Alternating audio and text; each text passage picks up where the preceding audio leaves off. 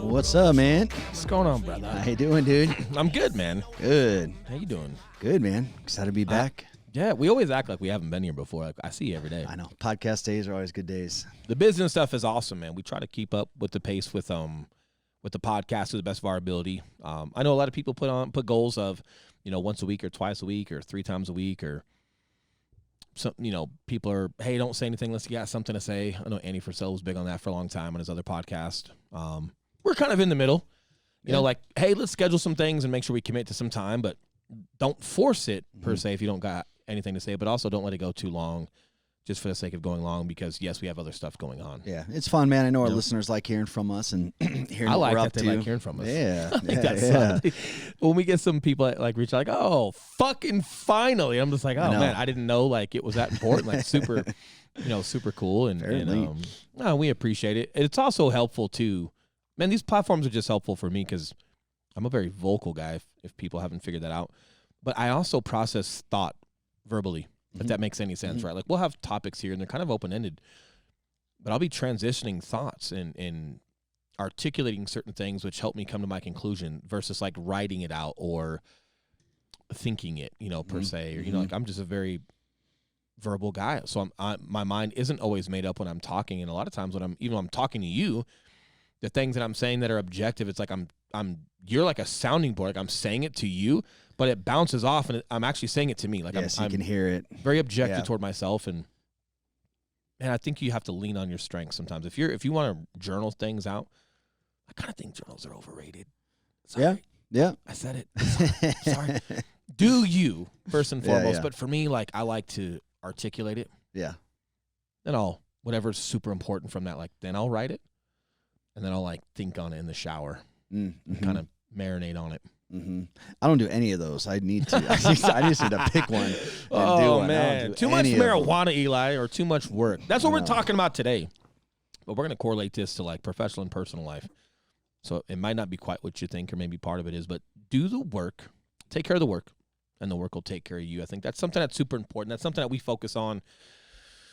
Couple cool accolades. Let's just say them. We're super proud of them, but I'm not saying this to impress you. Maybe a little bit. I'm saying it to impress upon the point of what we're speaking about, though. Being on the Drew Barrymore show, super cool, right? And then getting reached out by that company, that Emmy award-winning company that's got a show idea. We just had a Zoom call with them last week. We're doing another one this week. They've got a show idea that they want to do on Discovery Channel or HGTV or Netflix. They've got a couple networks that they work with that they think are fitting for, and they want to do it. And, hey, that's super exciting. But we can't sit here and act like that was our goal. You know what I mean? Like it wasn't, when people chase, let me give you some content. Like when people chase fads, everyone's like chasing iPhone. Oh, we're better than the iPhone. Sure. Oh, they have this, we have that. And iPhone's just like trying to take care of the consumer. Yeah. Or like when people try to like copy what we do. Oh, they'll do this, so we'll do this. Oh, they use that title, we'll use that title. And they're trying to copycat what we're doing and react to what we're doing, but we're just trying to take care of the consumer. It's very reminiscent of that because we didn't set out to be on the Drew Barrymore show. We didn't set out to get our own Netflix channel. Like people would make jokes here and there because of our YouTube and like, yeah, it's funny. But like we didn't set out and have this goal written down. Like 3 years from now, we're on cable TV. Fuck my mouth. Are you out of your mind? I've gotten better with my mouth though. But it was all direct to consumer. It was all with trying to be innovative and being the best version of ourselves possible to be direct to bring information to the consumer. So full disclosure, right? Like the YouTube channel that's blowing up, that's getting us a lot of opportunities. Yeah, and that's our Living in Denver real estate focused YouTube channel. Fucking hell. See, this is why you don't have to think in the shower. You're just off the cuff. Right. Because I let you talk so little. When you get a second, you gotta be you're like a pinch hitter in baseball, bro. You only hit every once in a while. But when you go up to bat and your sole purpose is to get paid to get a hit. There we go. We got one. You better get a fucking hit. hit. We got one. No, man, like we did that because COVID had just started becoming a thing. Yeah. Right. And it was like, hey, how can we get like super innovative and different and creative and like still get content to a lot of consumers, even though we can't see them and meet with them in person or, because at first we were thinking about doing like some cool events, some buyer events. We had done some buyer events, bringing people in, do some hot wings, do some beer. Right in the middle of all that. Yeah. And then like, hey, no, that's no longer available. So, well, we still want to get content out there. So it was 100% based in the work. Was 100% based in being the best version of ourselves to deliver a good product to the consumer and educate the consumer. And then we were taking care of the work every single day. And we're going to start going to 3 videos a week. But right now we're at 2 videos a week. And it was finding the proper titles and what are people searching and how can we figure out what they're searching and how can we figure out how to make titles to be popular for what people were searching and create content that people were already looking for, not what we thought was entertaining or what we thought was valuable, but what people would want to listen to, knowing that, hey, if they decide to call, text, or email, then we'll do buyer prezos and listing prezos and other stuff down the road. But at first, you just got to get their attention. And if you want their attention, you've got to go to what are they looking for, you know? And so that was super important. But it was all based around, okay, what does that work look like? And then reverse engineering, how to make intros and outros. When are we going to schedule filming? How do we prioritize that? What does that timeline look like in order to get 2 videos, done per week? And we never faltered from that. And there's other people right now that are in our network that are doing some channels. And hey, awesome, man! I'm so stoked for them. Just got off the phone with one of them. You know, it's like, hey, when did it start popping off for you guys? And like, I've had mine for like 5 months. Cool. Walk me through that 5 months. Tell me your 5 months. And we talk about, and this is no hit on the person I'm talking about. It's just context. So we start walking through the 5 months, and it was like inconsistent. I took a hiatus for 3 months. So really there's only 2 months. But then you were only doing 1 a week. And then sometimes maybe 2, but then no, like, and it was like, hey, that's not 5 months. Like, oh, okay, but you're doing 2 videos a week right now.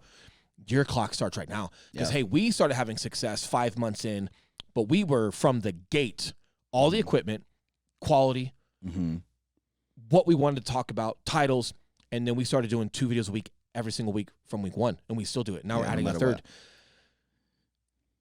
The opportunities that are starting to pop up, it's like we're taking care of the work day in and day out to create a good product. That work is now taking care of us because this Drew Barrymore thing opportunity that popped up, hey, that was super cool. Well, that's how they found us. And this is just the beginning, man. And we didn't even think that we want Yeah, and then this other half into this thing, this other channel or this other having our own show. Yeah. How baller is that, right? I'm super excited for that. But we didn't set out to do that. No. The work that we took care of every single day, day in and day out, is now taking care of us by presenting opportunities. You know, we'll stay on the business side, but I want to go to the personal side a little bit as well because I think it needs to be heard. And I'm going to let you speak a little bit as well as far as like the work that we put into this. But we didn't, just full disclosure, I'm sure people know this. We didn't set out to be on a television show. We didn't set out like, oh, hey, we're going to do this and that'll turn into this, which turns into our own show. No, it was literally consumer based, bringing the best education and eyes on and communication we could during a time that like you had to go remote. And how could we be entertaining and go remote knowing people were going to be consuming things via computer and phone because everyone's, this is like super early on COVID, man. Like this is just prior to like the lockdown and man, it was just being innovative, but it all stemmed from the intent of wanting to take care of the consumer. Yeah. And I think it's important to note here too for people listening, man, is that whatever we do, and this is where like you and I on paper for business, man, like a lot of the stuff we do doesn't make sense on paper, right? But we're very clearly like a 1 + 1 = 1,000 situation, you and I. But we never really go into stuff looking for this direct ROI. You know, the ROI that we were looking for on YouTube was like, when we first started, man, we'd get like 12 views. And a lot of people might look at those 12 views as like, fuck, 12 views. You and I have a real good, I think, just mindset about, hey, imagine 12 people sitting in a room. That's a decent group of people you're talking about. Of course it was. And then after that, 24 views. And it's but you come from a background of like bodybuilding and personal training, like where you don't get abs overnight. Nope. You don't get abs and for a long time. If you're going to the gym with your goal to get abs, yeah, good fucking luck. Good luck, right? And like I come from, just like the military background of just how much time and effort you can really put into something before you should even expect anything. And, any result. But it's all about, man, 2 things. I wrote about this on Instagram today. Processing information and making decisions, right? Like we had, it got introduced to a couple dudes that teamed up that are similar to us that were doing the YouTube prior to us, right? We didn't invent this thing. But we had a lot of success on social media with video and doing some cool stuff. And that was like that next chapter. It was like, hey, YouTube's a different beast. It's a level up. That's major league. So you and I had already trained the consistency aspect, from our Facebook lives. You and I had already trained and we were already we have professional together on deals. camera. Yeah. I put us up against anybody in the country Oh yeah, at 100%. navigating a deal and managing people's emotions and structuring them properly and closing, right? Against anybody. So we were already professionals what we were doing. I think the integrity behind when you want to build a brand, man, you got to be really good at what you do and have a lot of confidence in that. Or branding yourself, you don't even believe in you. Why would anybody else? That's going to come out on camera. That's going to come out in your marketing. It's going to come out in your back end when people actually do reach out, how well you're prepared to take care of them or not. And like, that's what people don't see is when people reach out, how much systems and process we have in play to make sure that that is successful in getting deals done. And we're the second hottest market in the country behind San Diego. Yet we're closing that many deals. Yeah. It speaks volume to the professional side. But again, man, like, we saw some guys that were doing it. Like we figured like we could do it hey, we could put our own twist on this, but the fundamentals were there. They had the framework for it. But it was that consistency and it's like the whole like practice makes perfect. No, it's perfect practice makes perfect. And 100%. it was the decisions that we were making, and it was what we were doing with our titles. It was what we were doing on camera and how we navigate and decide what goes on camera and just making the right decisions through it to create a good product and being innovative, right? Yeah. That led to a lot of things. And it's that classic phrase of like, man, and I've never lived through one of these. This YouTube channel is the first one that I've actually like lived through, I think. The whole like where opportunity meets preparation is exactly what you and I just having the experience that we had put ourselves through on camera. And then with the opportunity that some situations that arose out of COVID happened, it was like, man, it just all lined up. And, man, those two things wouldn't happen if you and I hadn't been able to have the quick decision of, like, this quick little pivot. Hey, people are probably getting pissed about where they live. People are obviously spending more time online. Hey, what if we showed them what it was like to live in Denver? Yeah. I mean, especially with all the access now with, like, social media and the internet and different things, like, everybody's so quick to, like, be an entrepreneur or build a brand and brand awareness and like these shortcuts, and they're like, and they're negating like the hard skills, like the managing people's emotions, structuring contracts appropriately, navigating negotiations during the contract, inspections and resolutions. And there's so much that goes into the success of what we do that's there. In addition to, it's like Tom Brady, like the dude markets himself so well, but he also plays football really fucking good. Not saying that I'm Tom Brady. I'm just using that as a correlation here is like, hey, the guy markets himself extremely well, and his brand is growing extremely well.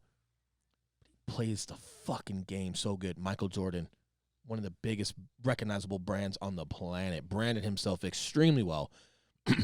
But both of those guys I just mentioned, their brands go nowhere without the proficiency of their craft. Well, they put in more work than anybody. Period. More work than anybody. But it's like the proficiency of your craft is the engine behind your brand. So if you're branding yourself, but you have no fucking clue what you're doing, it's problematic. Well, what I love, man, is like for all these like greats like that you mentioned, correct me if I'm wrong. You obviously know sports way more than I do, but not one of these guys has the reputation of being like, oh, yeah, he just kind of shows up on game day and he just crushes. No, yes, they're the best, but they're also putting in the most hours, the most practice, like just the 10,000 hours things. They're professionals. Yeah, great word for it. And, man, I wonder, like, if as much as people idolize athletics, or celebrities, which is I'm not against it, whatever drives you or whatever you idolize or whatever your escapism is, like, cool. I'm so okay with it. I just wonder, like,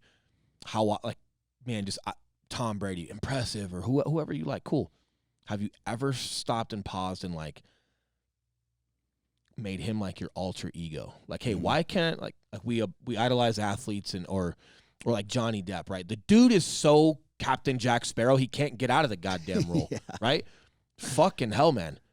But we idolize when, like, actors and actresses, like, have to dive so deep. Like homeboy from that motorcycle show, Jax. He played in the I know. You and I work. Yeah. It's a motorcycle gang show. Yeah, what's it called? Sons of Anarchy. Yeah, thank you. Jax, man, right? was gonna drive the me dude crazy. literally was like, hey, man, I'm not doing that guy again. That character took me to a dark place, and, like, I'm speculating, counseling for it, right? Yeah. And I was like, man, like, it's cool when, like, you hear about actors having to go so deep to embrace a character. And that's just a lot. Or like athletes, like, man, the film time, the prep time, the diet, the team. Like, why don't you see yourself the same way as a professional? Like if you're in real estate, if you're in lending, if you're whatever your craft is, have you ever just saw yourself through the lens of a professional? And then what does that commitment and dedication and preparation look like for you? I don't think they do. Yep. You know, like, you know, and man, talk about some idols. Like this is one thing that like I really respected about you. And, you know, from the first couple of weeks that we met each other, like I saw this part of you, and it was like, man, people idolize, you know, the Grant Cardones, the Steve Jobs, and the Gary V's and all this stuff for like what they are. But it's like, man, you ever been in a sales meeting with Grant Cardone? Fuck. I bet it's not fucking pretty sometimes. You know, you ever been in a sales meeting with Andy Frisella? Bet it's not fucking fun sometimes. However, seen it's a like couple of those. Seen one of those. When people have a hard boss or a hard coach, or man, even just someone asking like questions, you know, and it's like they shut down, they don't like it, and they can't take it. And then they that think guy's it's an asshole. confrontational, or they think that someone's questioning them, which is like, yeah, just not like that though. So they get very defensive. Well, that's what I loved about you, man, because it's like I always respected that side of the guys, and like for whatever reason, like studying people, like you know, trying to become like quote unquote successful. I'm learning about all these people, and what I always like kind of admired about these guys was, hey, Steve Jobs wasn't afraid to be an asshole, you know, and it was like, hey, when it comes down to the result, man, it's hard to argue. Yeah, you know? and I think it's just about just being you. You know, like I heard from That's a great point. I heard from a good friend before. You've said it as well. You've helped me articulate it. But there's you and I have a good friend, and he's mentioned it to me before, and about like, hey man, just being you's enough. I didn't really know what that meant. I'll be honest with you. I didn't. Maybe that sounds pedestrian. I didn't really quite understand that. Like, what do you mean, like just being me is enough? And I've been thinking about it since the first time I heard him say that. I don't know, a year and a half ago, 2 years ago. I'm just starting to figure that out. I've always been like, oh yeah, but being me is just coming in and providing an enormous amount of value add and just taking on tasks and just helping my friends however I could, even to the point where it's unsolicited. That's, you know, and like, that's me because but it's like, no, just being. Just your being, yeah. Just being you, just you being in the environment, just you providing the laugh. I think the phrase is honestly like, just your being is enough. Yeah, and I didn't really understand that, you know what I mean? Yeah, but like, yeah. And it doesn't mean that like I don't try to be a value add anymore and I'm just walking around saying hi to everybody thinking that like, oh, that's enough. Like, I don't mean it like that. But man, there's just some layers behind that, you know, and like it also means like, hey, if you in that moment, like, see how I had to pause, like it just takes me, like I'm just processing it. But in regards to Andy Frisella, Grant Cardones, whether guys are nice or mean, or I'm sure Steve Jobs had nice moments in addition to his angry moments. But I think the point I'm trying to get at is like, they're just them. Yeah. So if them is being an asshole for a minute because they got to get a point across and things aren't going how it should, and we're going to crack whip. And how do I crack whip? Well, I get assertive and I do this. I don't mean I as in me personally. I just mean if I'm speaking for them. They're going to articulate their emotions and different phases of their careers or their profession differently. Some guys are assholes. Some guys take extreme ownership and blame everything on themselves. You know, like a Jocko, right? Like, hey, extreme ownership. Like they literally like, cool, you just suck at life. My fault, right? Well, there's psychology to that because, you know, having people taking the blame for you, knowing like you fucked up, but then that guy's taking the blame for you because he didn't train you well enough. It hurts. Knowing he did train you well enough, you just didn't put your max effort, but he'll still take the blame. You feel like shit. Yeah. And you want to get better. There's psychology to extreme ownership, and this isn't an extreme ownership podcast, but you're picking up what I'm putting down, right? Like, it's just they're climbing the same mountain as leaders. They just got a different path, and there's a different way to psychologically move around that. And like Jocko in jiu-jitsu, like that's a very jiu-jitsu thing to do. Yep. Oh, you think he's going over here, and then oh fuck, he's over here. Yeah, and like the guy, like eating your shit, you know, like knowing you made the pile of shit. Like, yeah, man, there's stuff to that, right? So cool. And then other guys just calling it and expecting it or whatever. Like you've got that, but I think, you know, like when I mentioned this thought of like just being you, it's like it's not only whether you're being a value add and wanting to unsolicited or just overly do it. It's not so much just that. It's just like in general of like, man, if you're mad, you're mad, and manage your emotions and articulate well, and don't just let yourself fly off the fucking handle and be weird, but just be you. And like, if something bothers you, man, then handle it. And if you're in a great mood, handle it. Like, but these guys you're talking about, they are unapologetically them while they still seek improvement. Grant, I don't know about Grant because that dude just loves to celebrate and he's him. I do see some things in Andy, some other guys where like they're unapologetically themselves while at the same time not afraid to be wrong. And that's the fucking balance. You can't be so unapologetically yourself that like you're never wrong and everything you do is gold because, it doesn't have to be all or nothing, right? It doesn't have to be that. You can still be unapologetically yourself and own it and do your thing while still being okay to be wrong and make corrections and grow and evolve at the same time. Well, right? Yeah, that's when it gets, I'm glad you brought that up because that's turns like to toxicity real fast, you know, and that's one of the things too that I don't know if a lot of people don't think, but it's like, man, that's so obvious. When someone is in that state, it's so freaking obvious that the state that they're in. Well, yeah, and like, dude, I pride myself on leadership, but that can be a problem. You know, like you and I have had discussions before where I've brought that up, like, hey, man, I've been doing this a long time. Like, this is just how I feel. And like, yep, but there could be some other things in there that just could have been done better. And if you keep having this default, I've been doing this for so long. If you catch yourself saying that, red flag.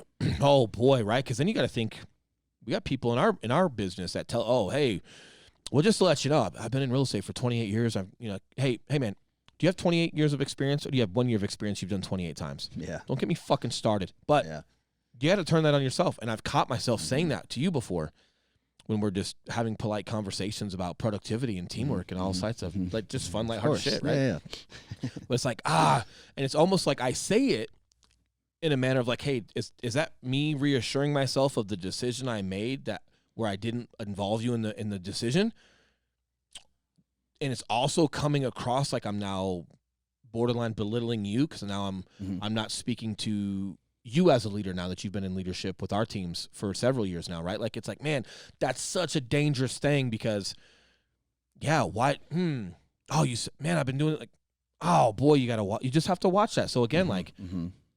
Being unapologetically yourself and being okay to be, to feel or to think whatever you are, but like you don't have to believe everything you think. And you really have to be careful. That's something I've had to be careful with you, like, because you relied on me, and I don't mean this in a bad way. I relied on you for a fuck ton, still do. You relied on me for like the interactions with the team and the leadership. 100%. But that can go too far to where it now becomes toxic, as in like I'm now subconsciously the decision maker in leadership. And then if I make a mistake or don't involve you, it's because I'm this and I've been doing it for this long at this level. Boy, that's toxic. Same thing if you start not involving me with stuff. Like, I'm not the tech side, but maybe I've got great questions that can lead to great answers that then lets the tech side evolve. Right? So we have to like be very careful of how we use each other as crutches.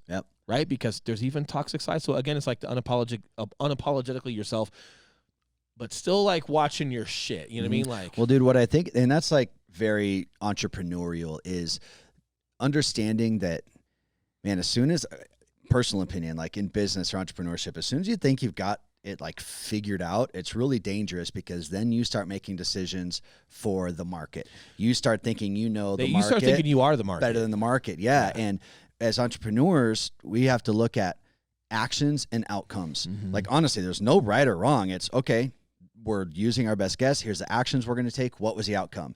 And that's one thing that I think you're really good at, is just constantly looking at the actions and the outcomes versus, hey, this is just the right way to do it. That's the back end. Yeah. And I credit like my leadership in the Marine Corps for this, but just, there's a common saying, especially across like the infantry. I'm sure it's military wide, but improvise, adapt, and overcome. Right? Yeah. There's a different way of saying that. Process information, make decisions. Right? Like your ability to like watch, listen, taste, whatever.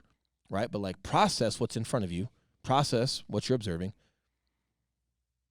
Make a decision, and then track that decision, because the processing doesn't really stop. Like I'm processing information, I make a decision, we're doing this. But while we're doing this, I'm processing that and making a decision to stay the course or to change course. Mm-hmm. It's a constant. Yeah. And then like you said, tracking and then making whatever adjustments you need to make. Yeah. And continue to make those adjustments too, because something that did work in the past isn't always going to work. Going back to YouTube, it's like, man, a certain style of thumbnails might be working for a year, and then people just start looking at something else. True. And then there's some thumbnails that work really well that just aren't us, and we're not doing them.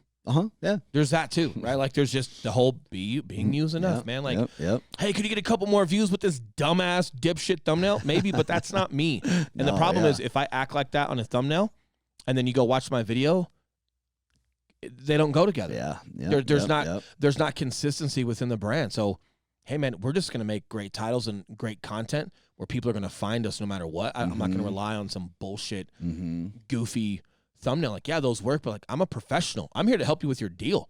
I'm not a comedic. And if something's just not you, it's not you. And if it's just not you, man, it's just not you. Bottom line. But like, I've been pondering the whole like you is enough thing. I wonder why I'm not enough. Yeah. What do you mean? I just wonder why I'm not. I don't think I am. I honestly don't think I am enough. Yeah. You think that's human nature to feel know, that way? I think Maybe. it is. Yeah. I think it's human nature to feel, because it's like, I think there's a healthy dose in there, because you start thinking like you are enough, and then like a lot of people compliment you or praise you or give you some recognition for all the accomplishments that you have, and like you start resting back on your heels or drinking your own Kool-Aid. Like that's a dangerous place to be. So something internal with me just doesn't think that I'm enough. You know, I think I think that leads to a lot of my ambition.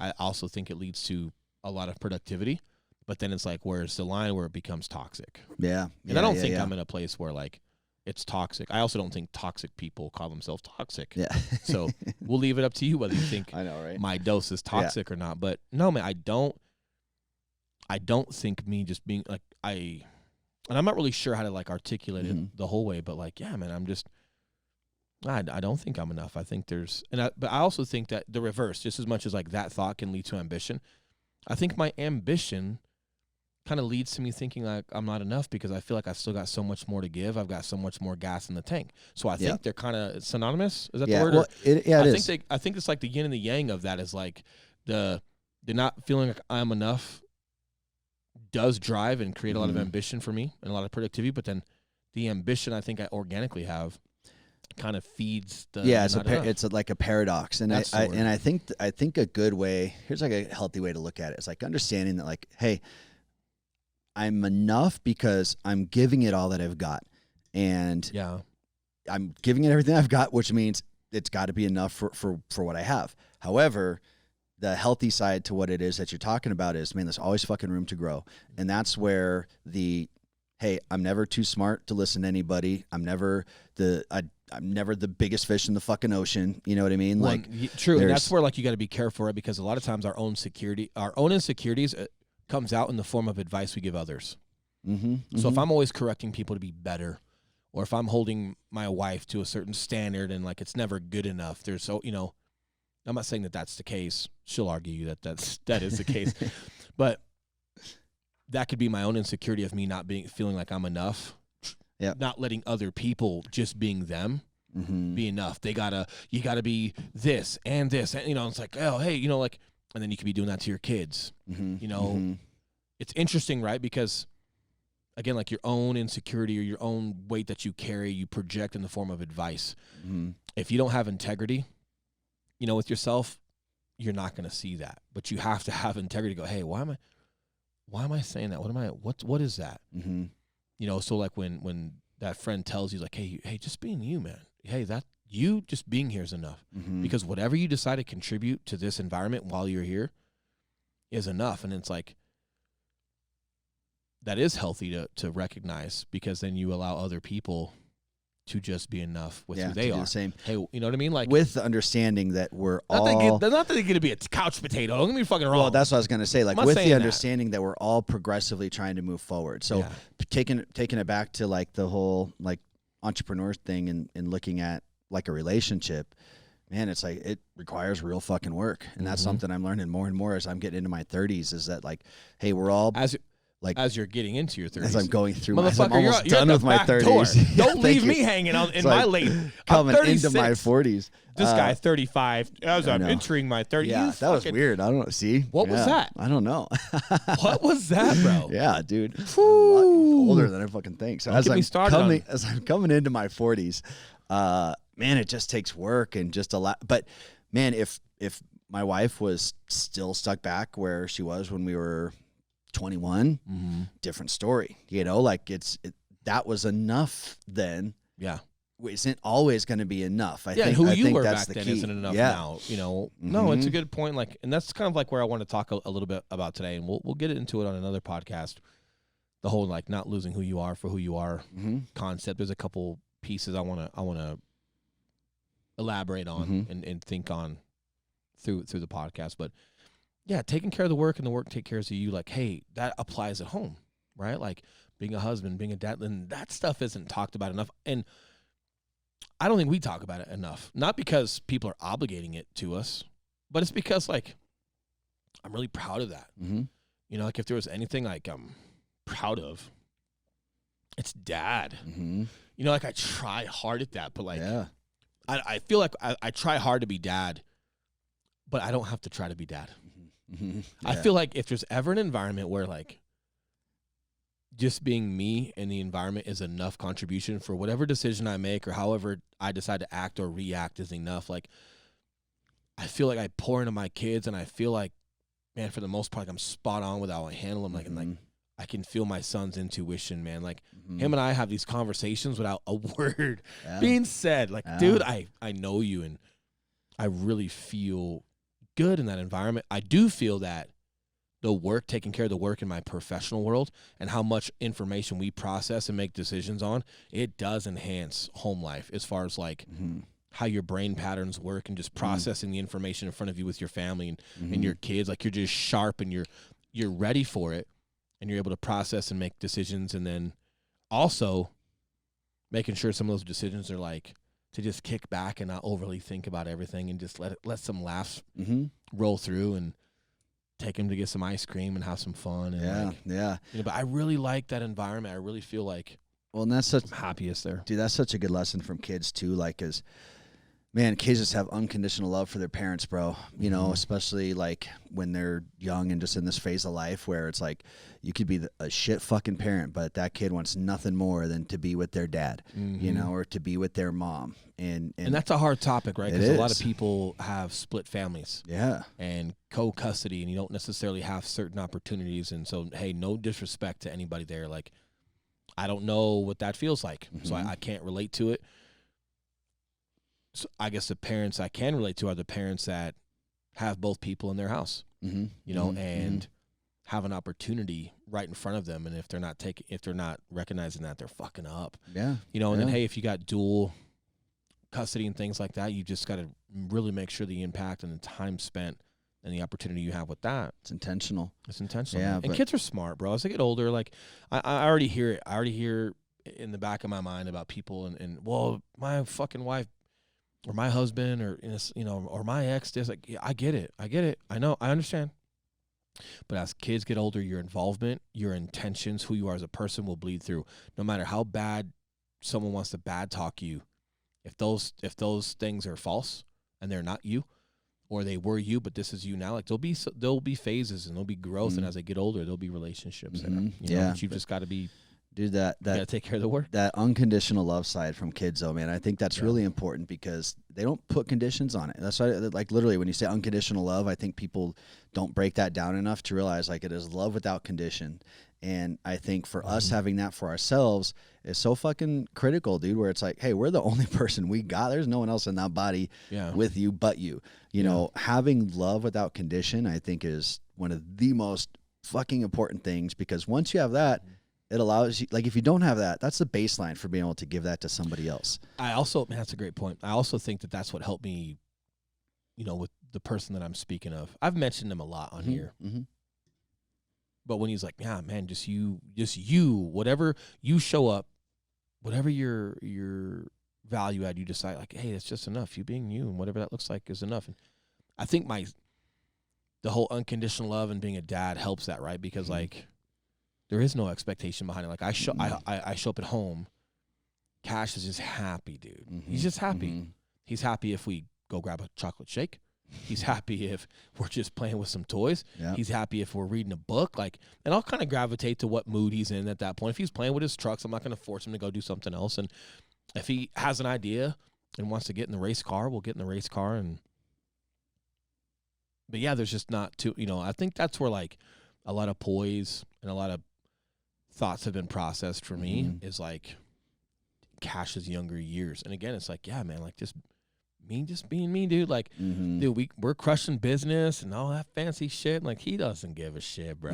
It just he just wants his dad. And man, there's just a level to or a layer to fatherhood that can be such an opportunity. And again, this is no disrespect to anybody. I don't know your circumstances, and so I hope you guys know that my intent of speaking through my lens of fatherhood, I understand it's native to me, and yours could be different. So I understand. I'm sympathetic to understanding. It's not always the same for everybody, but it has helped me with poise and just thoughts processed and just patience. And I don't want to lose that, right? Because like no matter how successful we are within business, like going home and just being dad keeps you humble, and it does, and it also helps with the whole self-respect thing of like, yeah, man, all that shit could go away tomorrow. You're still dad here, and I don't know how to articulate that, but there's something cool about that. But that also makes sure. Like that, the fact that I have that also keeps me diligent with not losing it all tomorrow. Yeah. And I'm still like we're not betting house money on our business. Like the way we run things, like we're not betting the house. I don't mean betting the house is like all in. Like we're not doing things so risky where we lose the livelihood of our company. Yeah, we're almost 40, as we talked about. Well, if we were 19, it might be different. You don't got to go that far. It doesn't have to be all or nothing. Just because I said you're not walking into your 30s doesn't mean we're walking out. We got time. I think we are, bro. No, it's halftime. We are. There we 35, you're halfway there, correct? Okay, so you're at halftime for your 30s. Technically, I'm like 95% of the way there. No, you're not. 35 out of 40. Do the math. From 20 to 40, you got 10 years. I'm looking from like 0 to 40. But no, I'm looking at between 30 you're to 40. 30 to 40. There like we go. It's 10 years. Halfway. Yeah. You're 5. You're ahead of halftime. I just started the third quarter. Yeah. I'm saying this for me. Shut the fuck up. Stop, because I'm closer to 40 than you are. So if I got to reverse engineer you, bro. Why do you think I'm saying it? Walk You'll backwards, be 40 before Eli. Damn it. But no, man, like it's like that whole that word that you use, like the paradox. Yeah, the paradox thing. But it is, man. It's fun, but like, dude,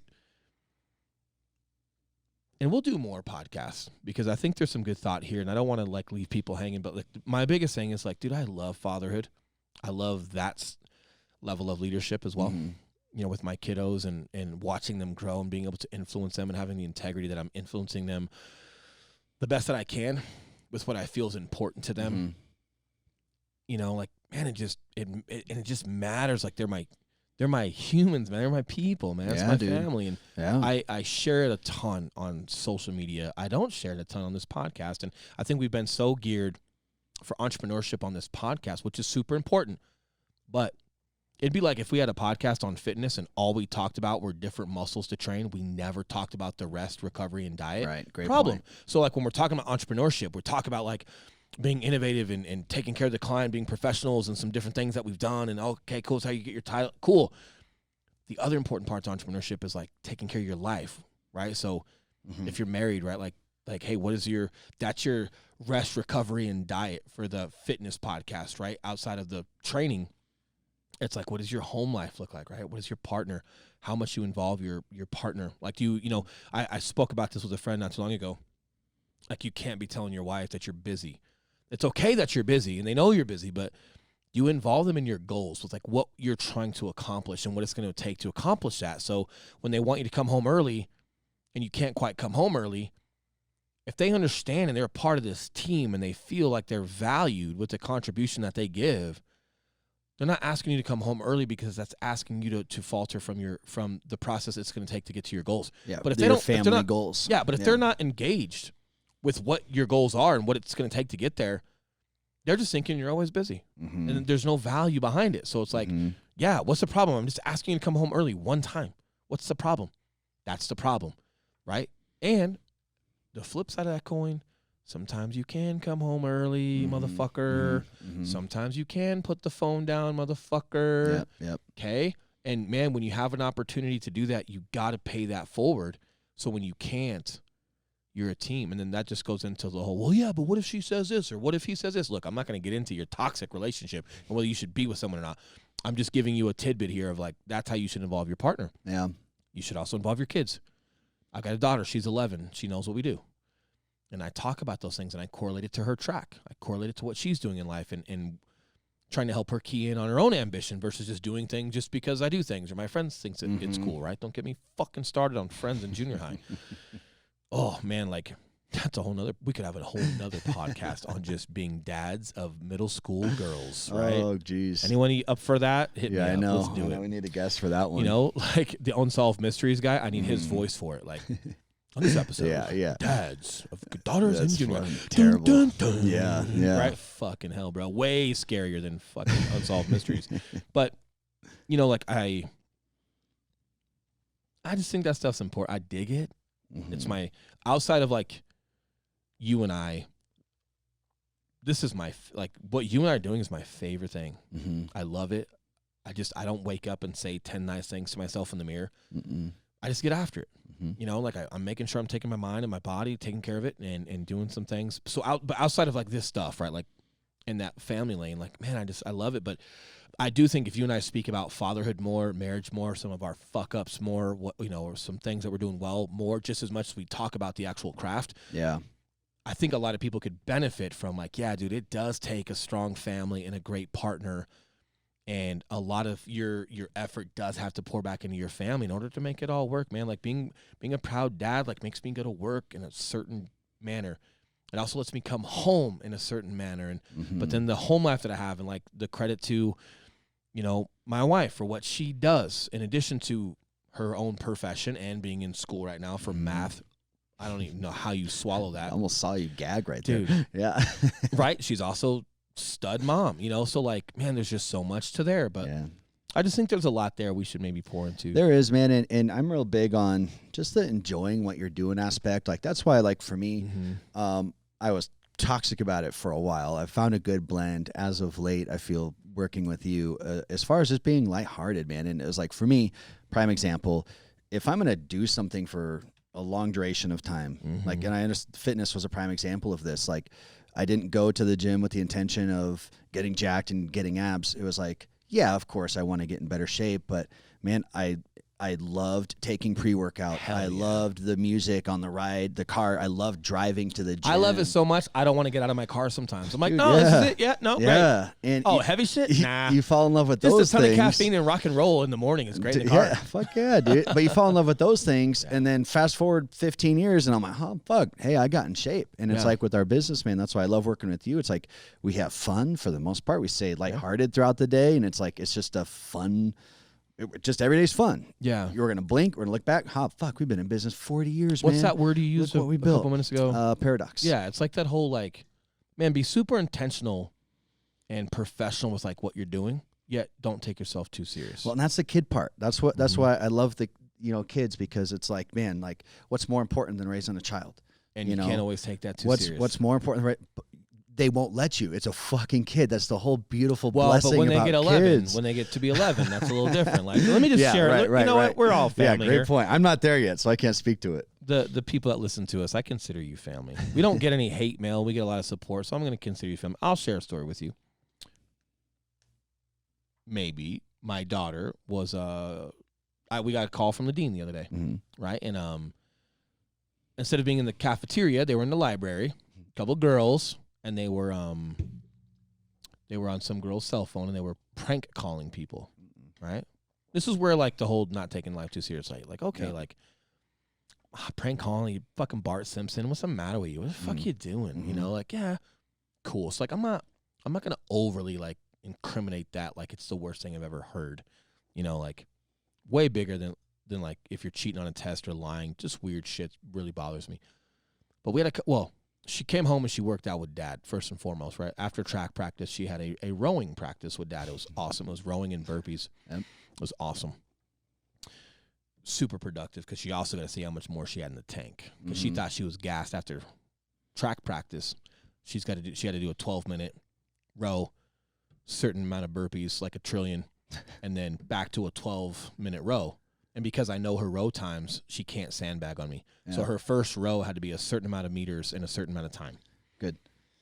Then we did a ton of burpees. Then she went back to the rower, and she had to get the same amount of meters in the same amount of time. And this is all after track practice when she did it. So there's a lesson there as far as like you got way more in the tank than you think, right?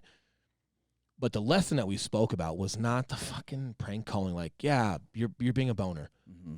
More importantly, you know what's wrong and you're following. That was our conversation because that happened in elementary school a little bit. And I said, hey, look, dude, good kids get in trouble. Good kids get hurt. And like when I was a cop, and I'm sure you were in high school to know Third Bridge. Yep. Do you know how many times kids would go to Third Bridge, they ditch school, and you got one or two kids that are the boners that also happen to own a car. And you got a couple good kids that know that they shouldn't be doing it, and they get in the car. And then that kid that wants to go to Third Bridge also wants to go 100 miles an hour down Gun Club. Right. And then kids die in a car. Mm-hmm. It's that, so like it's that lesson that I'm trying to express to my daughters. Like, hey man, like the crime, like I'm not gonna. You're 11, you're smart enough to know whether something's like a huge deal or not. So I'm not gonna pretend like it is, and you just gaff me off. But your behavior of following is a concern because you know it's wrong, yet these kids want to do it, so you're participating. And it's like, hey man, that's what we're fucking talking about. That's my thing right there, and that is a big fucking deal. Mm-hmm. We had that conversation, so like, and maybe sharing some of the stuff on podcasts like helps, but like, yeah, like that's the things like with fatherhood that you go through because like, yeah, man, like when you talk about the little ones, they don't let you, and it's like, dude, as they get older, like they're little thinkers, and you can't bullshit them. Yeah. You can't bullshit them. Well, but if you're not leading from example, if you're not, and it's not just because like, well, what do they see? You're at work or they don't see what you're doing. Yeah. But if you're leading by example, even when your kids don't see you, that's when you're your best and your sharpest. So you'll be able to see, right, and run a diagnostic on these trouble points, and you'll be able to understand problems within a scenario, and you'll be able to address things appropriately because you're living as sharply as you can. And you're leading by example, even when they're not looking. Dude, and that's like the beautiful like balance that there is to everything because kids have a tendency to be too lighthearted about everything. Everything's okay. That was Eli a few years ago. Or just want to be cool. That was and just not understanding that hey, decisions do have weight, right? Big and they time. do have outcomes. So it's cool because it's like as parents, it's like, man, when you see that happen, and those little course corrections are important. Yep. And then the flip side, when we're adults and man, we tend to think that everything means everything. Oh fuck, and it's just we're taking things way too seriously. Man, coming home to a 3-year-old little boy or a 3-year-old little girl, it puts things in perspective the opposite way of like, well, and hey, man, everything's all right. Yeah. And as they get older, man, like, like when I talk to Chloe, it's like, hey, you're enough. I get to preach that lesson that I've got a better handle on it to her. Like, hey, why do you know that's wrong, but you still want to do it? Because you want to fit in. You want to be cool. But hey, but why do you want to fit in? What makes you feel that if you made the right decision, said, hey, you guys do that. That ain't for me. What makes you feel if you made the right decision you wouldn't fit in because people would follow your example? Why aren't you? But it's something that I explore with myself. Hey, why aren't you enough? It's like, no, hey, you are enough. And now that I've got a more understanding of really just thinking about it for like the past year and a half, it's like I now get to pour that into my daughter at 11 versus like when I was 34. Or never get it figured out like a lot of people. Yeah, well, and here's the hard part, man. Like when you do more, you're so overly ambitious for things. Like people really appreciate that. So sometimes, man, like something that gives you a great outcome or whatever, like how do you tell that person it's a problem? You kind of just have to answer it for yourself. But seeds that get planted by people you're around help a ton, which is why your circle, is so important. But again, like long story long here, I want to dive more into fatherhood and family and like just kind of like what you and I are doing as our kids grow. We had fun time on Facebook with it, man. When we do it every Friday, I want to get back to kind of doing that on every Friday or at least a couple Fridays on Facebook again. But it's also fun to share here, and man, I'm so, again, driven to like give people the valuable content for how we work entrepreneurship and what we're doing and bringing guests on that are huge value. But like, dude, there is a huge value as far as like ownership of being a parent and how that affects everything in your life, and not even your life. Like these are these are people that are going to be running our fucking country in the future. Yeah, but it also helps you. Like it It also pours does. into you. Like, man, Absolutely. I'm a better business guy because of being a dad, Uh-huh. and I'm a better dad because of how I conduct myself in business. Man, there's just a lot there. I think we could pull some topics aside. I mean, it starts with paying attention, like you mentioned, like not just being home, but man, paying attention while you're home and being deliberate with. Yeah, and sometimes I'm on my phone. Yeah, of course. Sometimes I'm on the computer. Yeah, like there's that balance, right? So Mhm. it doesn't have to be all or nothing. If I got to take a call when I'm at home, look, my wife is trusting that it must be important, and because she trusts in me, if it's not important, I won't fucking answer it. Like that's what you need, right? Like there's not this work-life balance. It's like integration. I feel like it's woven together because it's you. You're both, and you're doing both. And if you're an entrepreneur or you're building your shit, like dude. It can't be this all or nothing. Like at 6 o'clock, my phone shuts off, and I don't, and then I turn it back on the next morning at 8 a.m. Like, dude, you're gonna lose. And hey, what a weird thing to think that like somebody that needs your assistance, and it is a super important situation going on, that you couldn't answer your phone and take 30 minutes to handle that, especially in our business. And cool, you don't have to. I'm not working with you. Because if I'm calling during those times, it's important. Yeah. And there's something that we need from your, like, just use a lender, for example, right? Like, we need that. And if that's not available because you've got cool. I'm not going to say that you have to live your life a certain way, but I'm not working with you because there are things that lenders do that are super important that have to come from that person. And sometimes it's later at night, man. Sometimes that's how you win homes. And we're either going to be competitive or not. But again, like, my family supports it. But my integrity back to them is if it's not important, I don't answer it. Right. If I have to work at home, here's the other one. If you have to work at home and they understand that you have to work at home at night, cool. Just make sure you didn't fuck off your entire day, right? Like you just didn't do shit for like 4 hours out of your work day and then that forced you to work late at home. Yeah. No. Yep. No, that is not your integrity back to your family. It's like you did everything you could during your day. But you got caught up doing something else or a couple unexpected things happened and you had to go address them so you didn't have time to do this. So you're taking care of it at home. Cool. Just make sure that that's what it is and you're not on Facebook all day at work. Great point. And then you're just at home working late, right? Like, I'm working late at home. Like, okay, right? Come on, man. Great Story long, right? Great point. No, I think there's some good stuff there and I do want to dive into some of those things. But things require work, man. Yeah. I think to kind of summarize, it's like whatever you're going down, it's like you can't mindlessly do it, and it's like between your family, your spirituality, your health, your wealth, your career, like it all needs intentional focus. It needs intentional forgiveness all the way around. Yeah. But then it needs this just extreme desire to always keep learning and always keep being better. Yeah, in your own form or fashion, at your own level of ambition and what makes you happy. And don't put the brand or the look or appearance in front of the work. Because I talked about this on Instagram the other day. Like eventually this shit's going to pan out. Okay, like this shit's going to play out. Like you want to call yourself an entrepreneur? You want to say, oh, you're getting intelligent? Dude, you know what I'm talking about. There's been people that are talking about having a show for how long? Oh, yeah, I got a show. Oh, I'm having like this shit that's not even necessary to say. The problem is eventually time plays out. Like, yeah. And everyone sees you years later not doing anything of what you said was going to happen. Yeah. Stop putting the facade or the quote unquote brand in front of like the work. Take care of the work. The work will take care of you. Happy Tuesday. I like it. Happy Tuesday, guys. Appreciate Tuesday. You guys listening. Taco Tuesday. Got some tacos. Are we Listen getting to the some? podcast. Are we getting some tacos? I fucking hope so, bro. I know. We appreciate you guys listening. Day 1.0. We're out of here, We'll man. see you guys next week. Later. All right. Out. Bye.